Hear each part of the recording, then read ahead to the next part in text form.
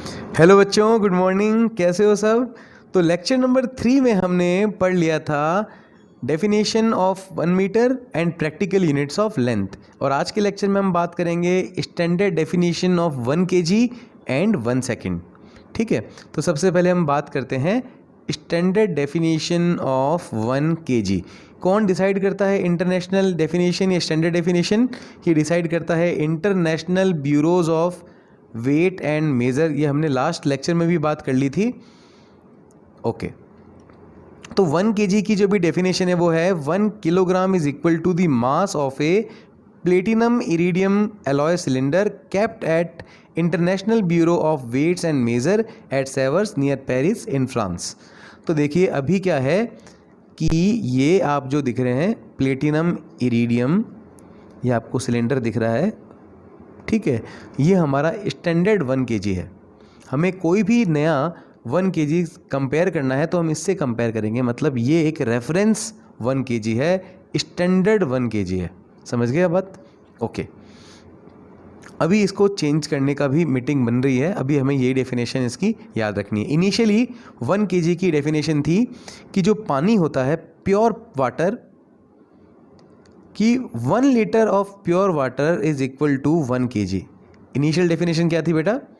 1 litre pure water is equal to 1 kg। लेकिन ये भी एक स्टैंडर्ड नहीं बन पा रहा था, क्योंकि टेम्परेचर चेंज करने से 1 लीटर का फिर 1 kg नहीं रह पाता था। टेम्परेचर और प्रेशर पर वो फ़र्क पड़ जाता था, इसलिए उसको हमने चेंज कर दिया। तो पहले थी 1 लीटर इक्वल टू 1 kg, और अब हमने एक प्लेटिनम इरिडियम सिलेंडर बना दिया है, और ये एग्जैक्टली 1 kg के इक्वल है। इसको भी अभी और भी चेंज ये करते रहेंगे, ठीक है।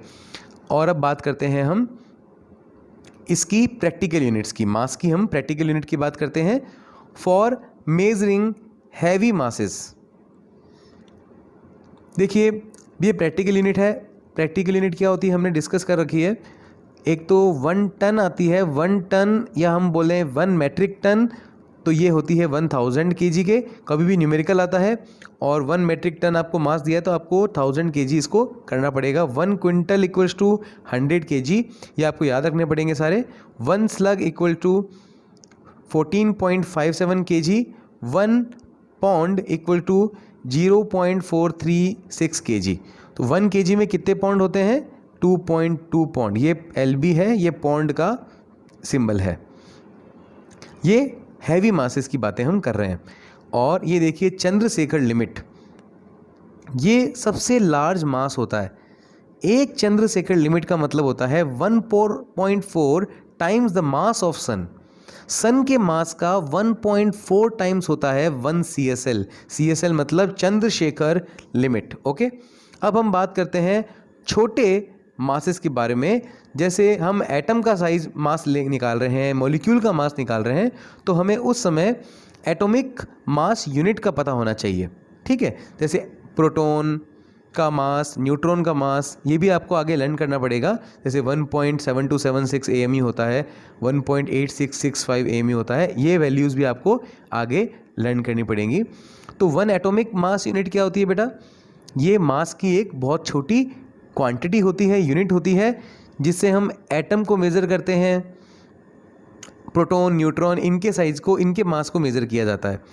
तो 1 एटॉमिक मास यूनिट की वैल्यू कितनी होती है? 1.67 10⁻⁻27 kg।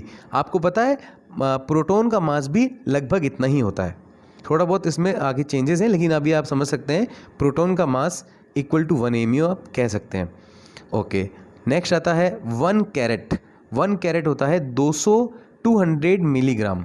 200 मिलीग्राम। ओके, तो ये तो हो गई प्रैक्टिकल यूनिट्स, आपको न्यूमेरिकल में काम आएंगी। तो इस चैप्टर में हमें यही चीज़ें सब पढ़नी है। अब आती है standard definition of time of 1 second. 1 second की स्टैंडर्ड डेफिनेशन, ये काफ़ी कॉम्प्लिकेटेड है, इसको हम समझने की पूरी कोशिश करते हैं, ठीक है।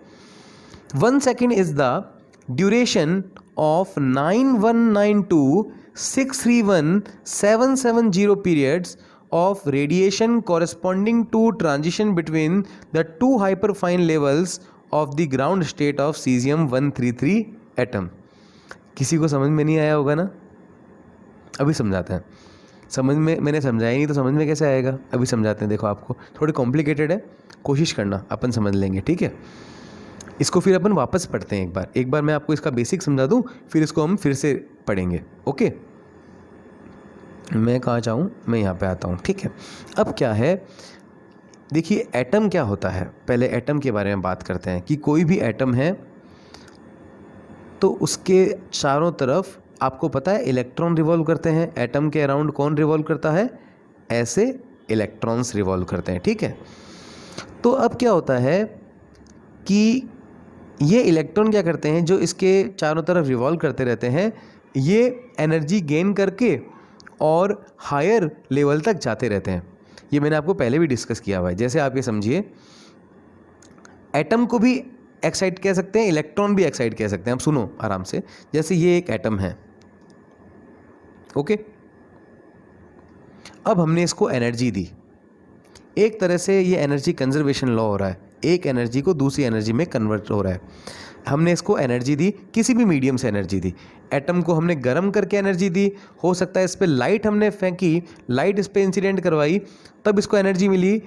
थर्मल से इसको एनर्जी मिली, किसी भी तरीके से इसको एनर्जी मिल गई। कितनी एनर्जी मिली? हम लेते हैं 3.2 इलेक्ट्रॉन वोल्ट। बेटा एनर्जी की यूनिट होती है इलेक्ट्रॉन वोल्ट, ठीक है। तो अब ये समझ लो कि हमने इसको 3.2 इलेक्ट्रॉन वोल्ट एनर्जी दी। तो जैसे ही एनर्जी मिलती है इसको, तो ये एक्साइटेड हो जाता है और ये ऐसे वाइब्रेट करने लग जाता है। अब ये एनर्जी को क्या करेगा, 3.2 इलेक्ट्रॉन वोल्ट को इसको मिली तो ये वाइब्रेट होने लग गया। अब ये वापस से अपनी नॉर्मल कंडीशन में आना चाहता है, क्योंकि ये भी पहले क्या हो गया, एनर्जी लेके एक्साइट हो गया। अब वापस नॉर्मल या ग्राउंड स्टेट में आना चाहता है।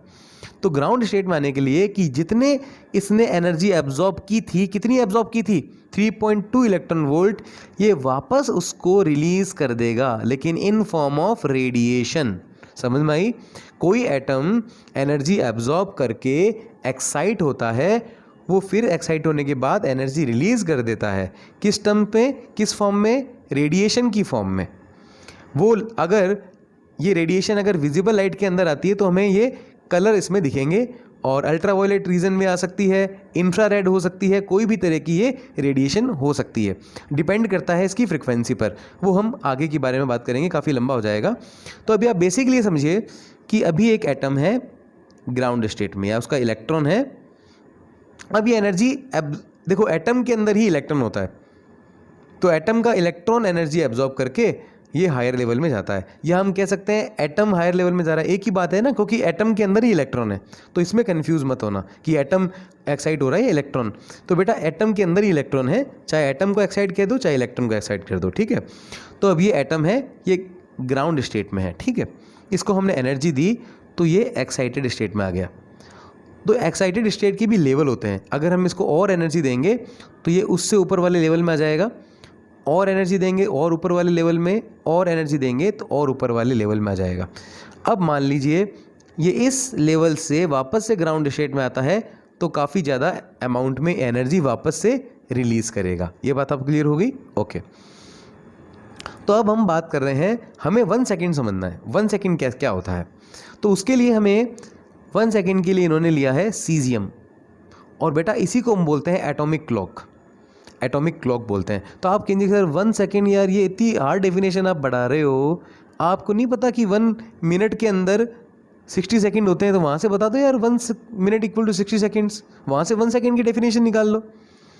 बताता हूँ हम इतना हार्ड मेथड क्यों पढ़ रहे हैं, इसका भी एक रीज़न है। देखो मैं बताता हूँ आपको कैसे। अब क्या होता है, मान लो आपने टाइम मेज़र करने के लिए एक पेंडुलम बनाया, ठीक है। ये पेंडुलम है, और ये इस तरह से मान लीजिए कि जैसे यहाँ पर है ये, और जैसे ही एक साइकिल कंप्लीट करता है तो 1 सेकेंड ख़त्म हो जाता है, ओके। तो यहाँ से आप कह दोगे कि हमने तो 1 सेकेंड मेज़र कर रहे हैं हम इजीली, ओके। तो अब क्या करता है, कोई एक और बंदा सेम ऐसा का ऐसा पेंडुलम क्रिएट करता है, सेम एज इट इज़, ऐसा ही सेम यही थ्रेड लेता है, मतलब इसी मटेरियल की थ्रेड लेता है, इसी मटेरियल की बॉब लेता है, और वो क्या करता है, इसको ऐसे ऑसिलेट करवाता है। तो जैसे ये यहाँ से एक साइकिल कंप्लीट होने में 1 सेकंड ले रहा है, तो ये सेम मटेरियल का बना है, तो ये भी एक साइकिल कंप्लीट होने में 1 सेकंड लेगा। लेकिन जब भी हम दोनों को मेज़र करते हैं तो यहाँ पर कुछ ना कुछ एरर आती हैं। क्या आती हैं? एरर।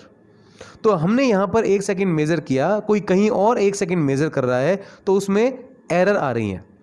लेकिन ये इसलिए हम यहाँ पर एटॉमिक क्लॉक किसको बोलते हैं? Atomic clock. इसकी जो एक्यूरेसी होती है वो आई थिंक 1 मिलियन साल में कुछ 1 सेकंड होती है, मतलब बहुत ज़्यादा एक्यूरेट होता है ये। समझ रहे हो बात? इसलिए हम इसको पढ़ रहे हैं। तो ये आपको पहले क्लियर हुआ कि हम ये पढ़ क्यों रहे हैं? ओके, तो दिमाग में ये आपके क्लियर हो गया। तो हम इसके अंदर डेफिनेशन में आपको बताया हुआ है कि सीजियम एटम इसमें हम लेते हैं। अब सीजियम एटम के पास, सीजियम का क्या होता है बेटा? आप केमिस्ट्री में देखोगे कि सीजियम का एटॉमिक नंबर होता है 55 और एटॉमिक मास नंबर होता है 133। तो 55 इसमें एटॉमिक नंबर है, और जितना एटॉमिक नंबर होता है उसमें उतने ही इलेक्ट्रॉन्स होते हैं, नंबर ऑफ इलेक्ट्रॉन, जो न्यूक्लियस के चारों तरफ रिवॉल्व करते हैं। तो देखिए ये आपको इलेक्ट्रॉन दिख रहे हैं, ये सीजियम एटम है और ये सभी इलेक्ट्रॉन है। तो इसके अंदर कितने इलेक्ट्रॉन है? 55। तो 54 इलेक्ट्रॉन तो बाकी ये 1 2 3 4 5 ऑर्बिट में ऐसे रिवॉल्व करते रहते हैं, और 55th जो आपको इलेक्ट्रॉन दिख रहा है वो सबसे लास्ट वाले ऑर्बिट में रिवॉल्व करता है। ठीक है, अब क्या होता है, जैसे ही ये वाला इलेक्ट्रॉन 55th वाला, ये लास्ट वाला आपको दिख रहा है, जैसे ही ये एनर्जी एब्जॉर्ब करके एक्साइटेड स्टेट में जाता है और फिर एनर्जी रिलीज करके वापस ग्राउंड स्टेट में आता है, फिर एनर्जी लेकर एक्साइटेड में जाएगा, फिर एनर्जी रिलीज करके ऐसे ऐसे ये करता रहेगा। तो ये क्या कर रहा है? लगातार वाइब्रेट कर रहा है। तो जब इसके, समझ रहे हो ना बात आप, एनर्जी एब्जॉर्ब करके हायर एनर्जी लेवल में जा रहा है, एनर्जी एब्जॉर्ब कर रिलीज करके वापस से लोअर में आ रहा है, फिर एनर्जी एब्जॉर्ब कर रहा है हायर में, एनर्जी रिलीज कर रहा है लोअर में। तो ये इस तरह से वाइब्रेट कर रहा है, नहीं कर रहा? कर रहा है। तो जब इसके कितने वाइब्रेशन कंप्लीट हो जाएंगे? जब इसके सीजियम के 9192631770 वाइब्रेशन कंप्लीट हो जाएंगे, तो वो वाइब्रेशन 1 सेकंड के बराबर होंगे। कहने का मतलब 1 सेकंड में ये इतने वाइब्रेशन कर लेता है। तो आपको कितना फास्ट है सीजियम? यस, एटम में होता है इतना फास्ट। तो फिर से मैं यहाँ पे अब डेफिनेशन को समझाने की कोशिश करता हूँ, एक बार फिर से पढ़ेंगे। 1 second is the duration, 1 minute, 1 second is the duration of 9192631770 periods or oscillations of the radiation corresponding to the transition between two hyperfine level of the ground state of the cesium 133 atom। अब यहाँ पर हमें, आपको ये समझ में आया बेटा इतना कि 1 इतना ऑसिलेट करता है। कौन ऑसिलेट करता है? सीजियम एटम ऑसिलेट करता है। किन 2 लेवल के बीच में ऑसिलेट करता है? 2 हाइपरफाइन लेवल के बीच में ऑसिलेट करता है। मैं आपको ये भी समझाता हूँ कैसे। अब हाइपरफाइन लेवल क्या होता है? अगर 2 लेवल, ये आपको दिख रहे हैं बेटा, ये सब लेवल्स हैं, ये एक्साइटेड स्टेट के लेवल हैं। ये फर्स्ट लेवल है, सेकंड लेवल है, थर्ड लेवल है, फोर्थ लेवल है। अगर 2 एनर्जी लेवल बहुत ही पास हों तो उनको हाइपरफाइन लेवल कहते हैं। तो ग्राउंड स्टेट के पास हो सकता है एक बहुत ही पास में एक लेवल हो, तो एटम क्या कर रहा है? बार बार यहीं पर ऑसिलेट हो रहा है। तो ये ग्राउंड स्टेट हो गया, ये हाइपरफाइन लेवल हो गया, और एटम है वो इन्हीं के बीच में बार बार ऑसिलेट हो रहा है। कितनी बार ऑसिलेट हो रहा है? वो आपने देख लिया, इतना नंबर, इतनी बार ऑसिलेट हो रहा है। तो वो इतनी बार ऑसिलेट होकर कितना सेकंड बनाएगा? 1 सेकंड बनाएगा। ये क्लियर हो गया आपको? तो यहाँ पर कुछ पॉइंट्स जो हमने यहाँ पे बातें करी हैं। ग्राउंड स्टेट क्या होता है? ग्राउंड स्टेट वो स्टेट होती है जहाँ पे मिनिमम एनर्जी होती है उसके पास। भाई इतने ग्राउंड स्टेट से कम एनर्जी नहीं हो सकती, क्योंकि ग्राउंड स्टेट से वो और एनर्जी लेकर फिर एक्साइटेड स्टेट में आता है। Ground state of a atom is the lowest energy state, या हम कह सकते हैं lowest possible energy of atom. Excited state क्या होती है? An excited state is an energy level of an atom, ion और molecule in which an electron is at a higher energy level than its ground state. तो excited state वो होती है जिसमें वो एनर्जी लेकर और वो हायर एनर्जी लेवल में चला जाता है। तो जब उसके पास एनर्जी होती है तब हम बोलते हैं ये एक्साइटेड स्टेट में है। अब बात आती है हाइपर फाइन लेवल की, भी यहाँ पे बात हुई थी। अगर 2 एनर्जी लेवल के बीच में बहुत थोड़ा सा गैप है तो उनको बोलते हैं हाइपर फाइन लेवल। तो क्या करता है सीजियम का एटम एनर्जी ऑब्जर्व करके दो हाइपर फाइन लेवल के बीच में ऐसे वाइब्रेट करता रहता है। जब इसके बहुत सारे वाइब्रेट कंप्लीट हो जाते हैं, वो कितने वाइब्रेट कंप्लीट हो जाते हैं एक बार देख लेते हैं, मुझे याद नहीं है। ये है 9192631770। इतने सारे ऑसिलेशन कंप्लीट हो जाते हैं तो वो 1 सेकेंड के इक्वल होता है। तो क्या आपको 1 सेकेंड की डेफिनेशन अब क्लियर हुई? ओके। और 1 kg की समझ में आई? ओके बेटा। तो आज की क्लास में केवल इतना ही, बाकी करेंगे नेक्स्ट लेक्चर में।